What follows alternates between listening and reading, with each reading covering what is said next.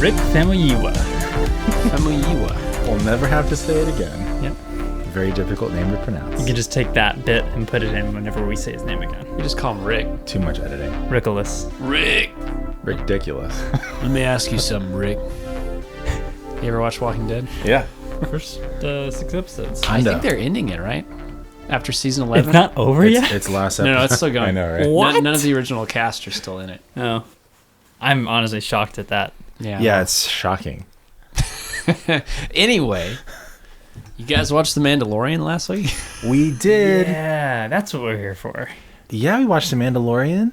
Who do you think we are? People who don't watch The Mandalorian?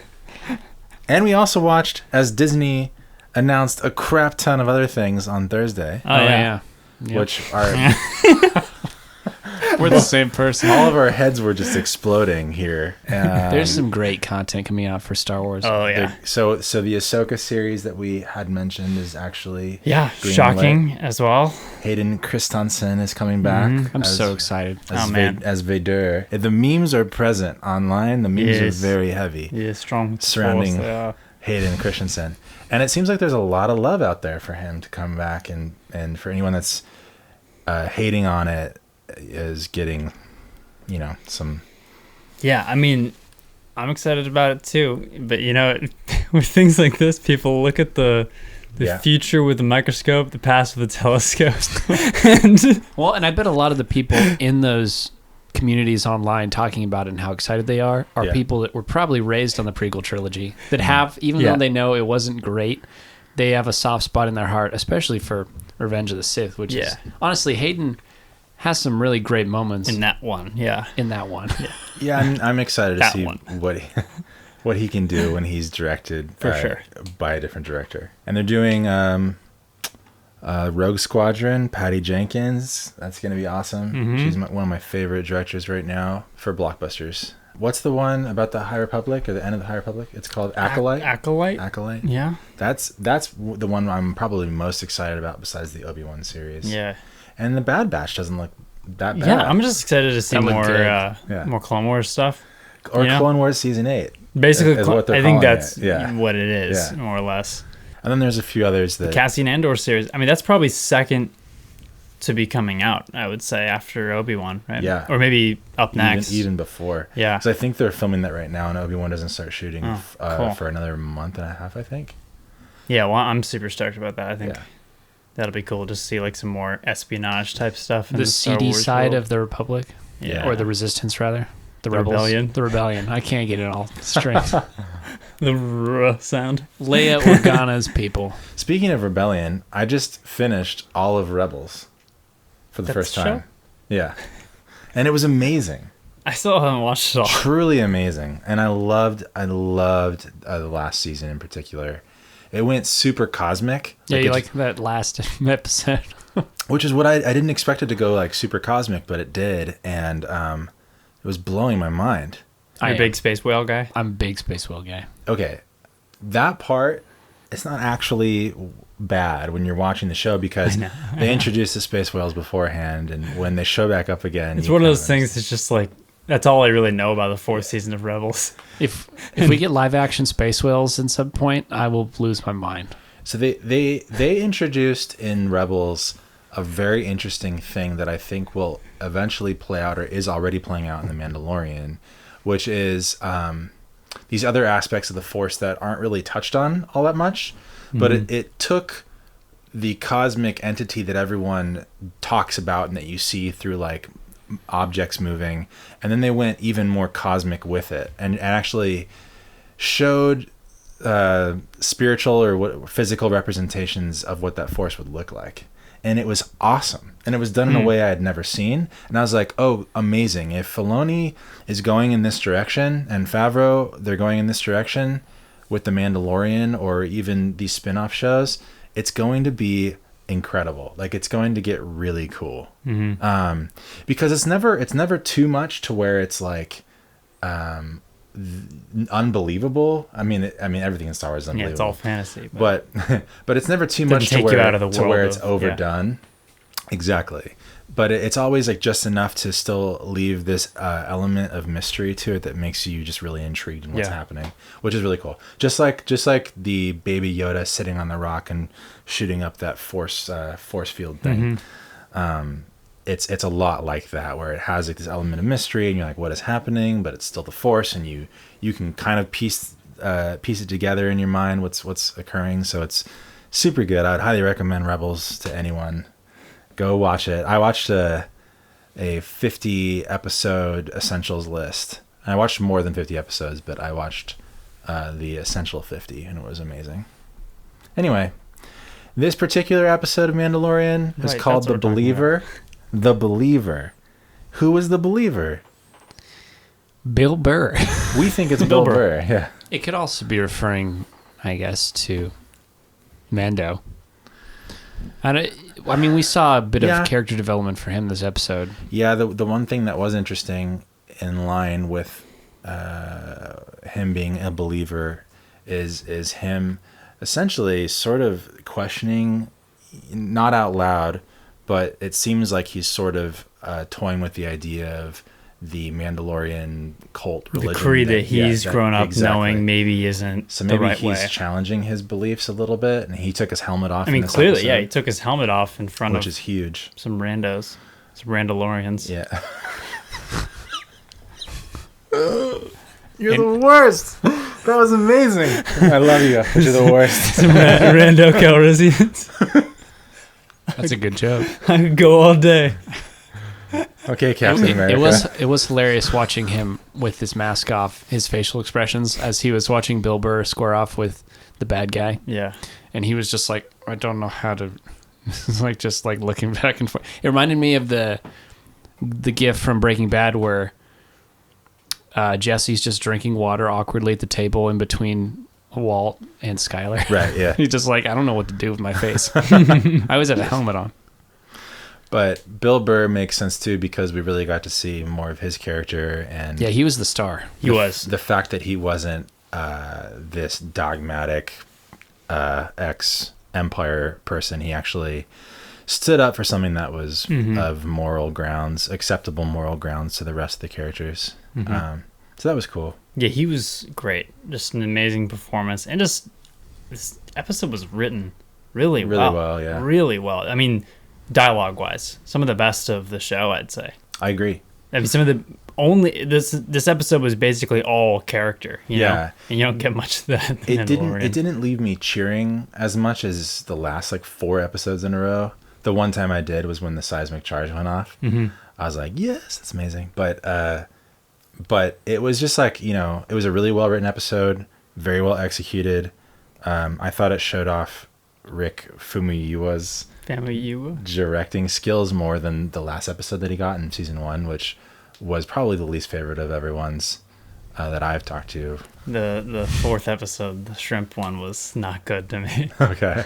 Yeah, I think it's usually between one of those, but yeah. But both of those directors came back for this season, and they both did amazing on both of the episodes that they got. But this episode, to be teeing up the next finale episode, it was just a great episode. It was another one of those things where it's like it's the episode between the goal we're actually trying to get to. They have to go do this thing. They have to do this thing to like be able to reach this other thing. But it felt less.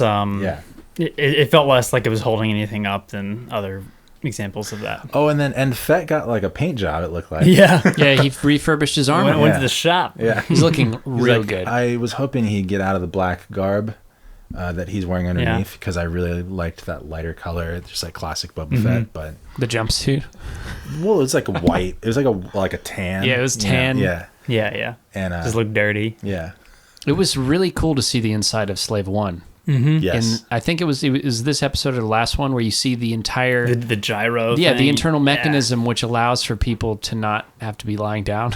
Right. How it rotates as Slave One is taking off. That's the kind of stuff that I want to see in all Star Wars stuff going forward. Yeah. And it was so subtle. It was like one shot where you see it behind the actors who were doing their scene. Right. But it was just there, and you're like, it makes perfect sense now. And there's actually more space in there than you would have thought. Yeah. There's like a little foyer.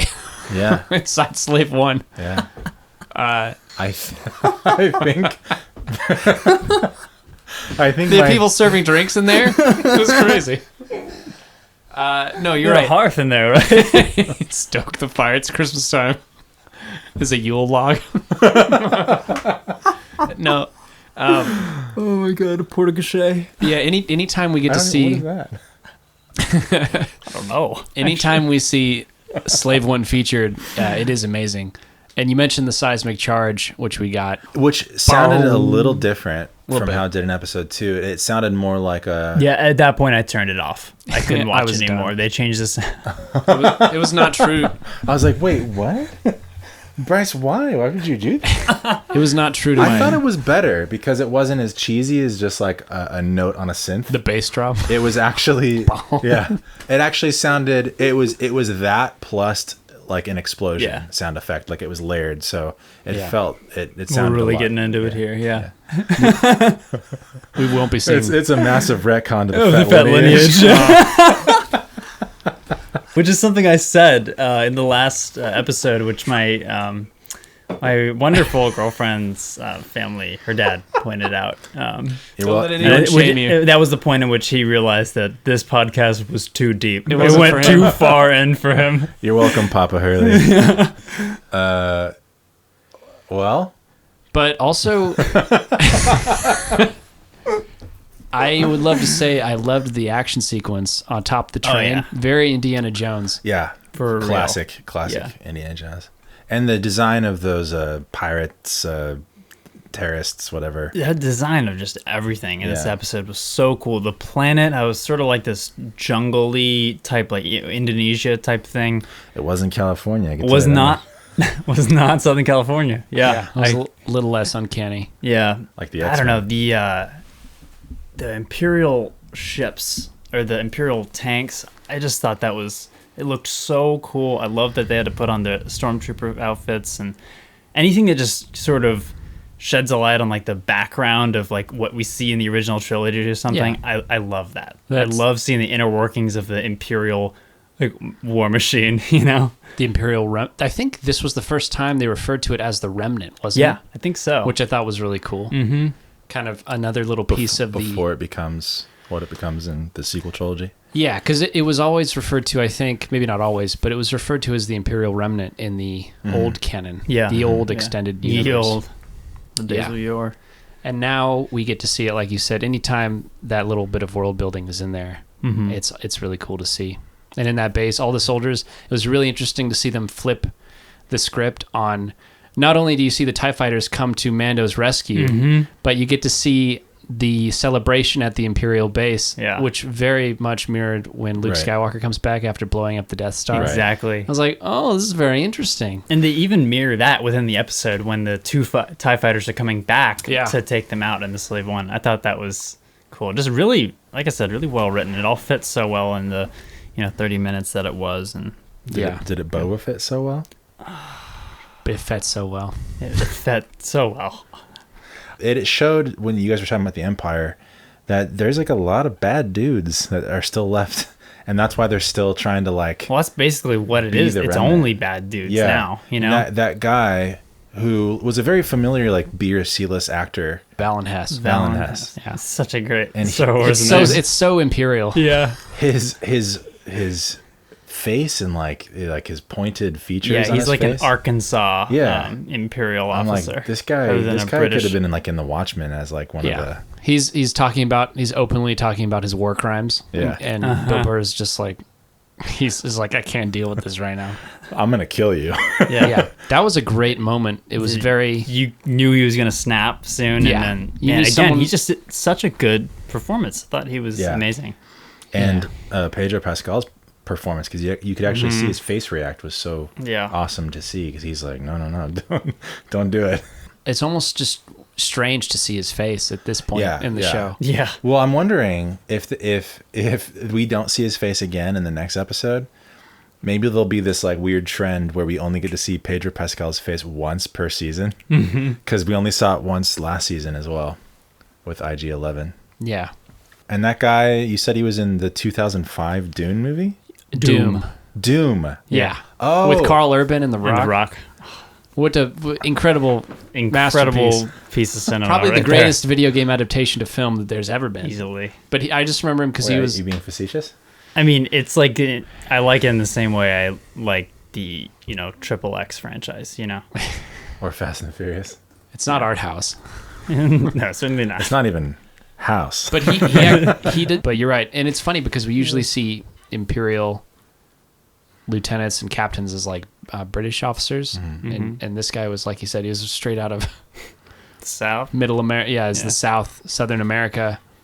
And he was just so... Like Peanut Butter Falcon over here. Yeah, so incredibly evil. Like, yeah, the True dripping... Detective Season 1 type. Yeah, he could have been straight out of there. Straight out. And then he got shot. Bill Burr just shot him. Like, gunned him down in an amazing display of resoluteness. Watching that character kind of come out of his cynicism was really nice. Because it wasn't even that he was sympathetic. Mm-hmm. Like, he didn't have good intentions. He was just trying to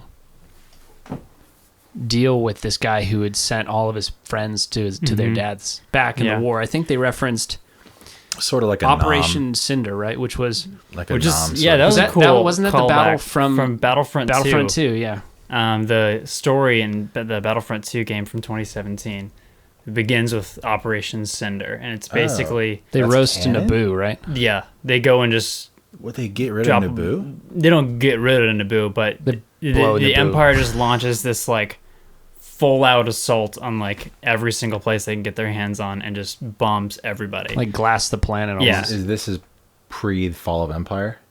No, it's right. It's after. Right after the Battle of Endor. It was like right after the Emperor died.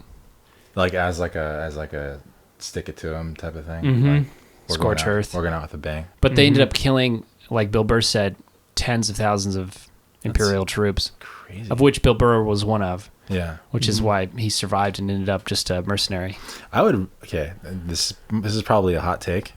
I would rather see a spin-off show about Bill Burr's character than Cassian Andor. Hot take. Yeah. I think he would be Michael better Scott. suited as a side character in The Mandalorian, but Bill Burr's Mayfeld is amazing, but it feels like it's Bill Burr. yeah, Which I think it would be weird if he had his own. Yeah. Maybe he'll be with Cara Dune in that Empire Rangers show. of the New Republic. Rangers show, yeah. Those guys are cool. Another but show. There's 10 shows announced. We didn't talk about all of them. The Rangers. 10. I don't know if any of the Mandalorian side characters are strong enough to have their own show, to be honest. Other than the ones that have That's exactly been how I featured. feel about Andor. But Why is he getting his own show? Anyway, sorry. I think it's not as much to do about Andor. It's Hot what take. Andor represents, which is like I said, the dark side of the Rebel Alliance Yeah. and what they're willing to do to accomplish. Like it's Exactly. Well, that's one thing that they flesh out in Felicity Saw Jones. Gerrera. Saw Gerrera. Yeah, Saw Gerrera Lies. in Deception! Pokelit! Pokelit. Well, that's how they flesh out Saw Gerrera He's a terrorist. in Rebels and in they start Clone Wars, his story yeah. in Clone Wars, but they finish it in Rebels, and then they really finish it in There's some Rogue One. books, too.